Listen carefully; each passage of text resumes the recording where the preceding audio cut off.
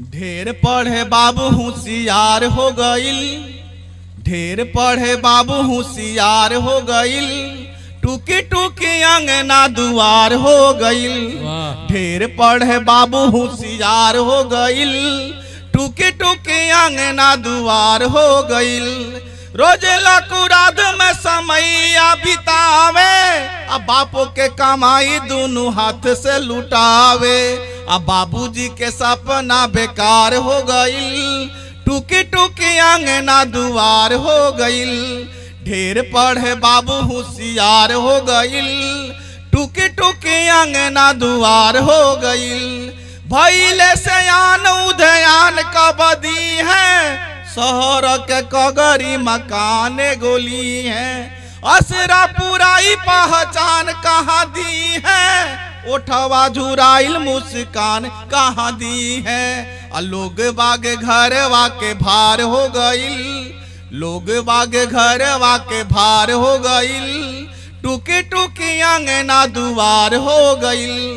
ढेर पढ़े बाबू होशियार हो गईल, टूकी टूकी अंगना दुआर हो गईल।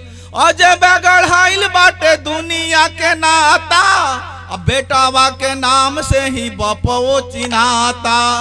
माई के जियारा में भारी अफसोस बा, कहावा से आइल कुली बेटावा में दोष बा। हियारा में घौआ हजार हो गईल, हियारा में घौआ हजार हो गईल, टूकी टूकी अंगना दुआर हो गईल। ढेर पढ़े बाबू होशियार हो गईल, टूकी टूकी अंगना दुआर हो गईल। घाऊ माऊ घरवा में रोए महतारी, सुनसान भइल बाटे अंगना दुआरी। घाऊ माऊ घरवा में रोए महतारी, सुनसान भइल बाटे अंगना दुआरी। अब बेटी ओ बहिन ससुरार चली गईली, अब बचली पतोह मुँह जोरू हो भइली। फगुनिया जोरिया अन्हार हो गईल, फगुनिया जोरिया अन्हार हो गईल, टूकी टूकी अंगना दुआर हो गईल। ढेर पढ़े बाबू होशियार हो गईल, टूकी टूकी अंगना दुआर हो गईल। बेटा के पढ़ौले में बाप गरीबैले, सुसुकते मन बाटे सासू भी अइले। बेटा के पढ़ौले में बाप गरीबैले, सुसुकते मन बाटे सासू भी अइले।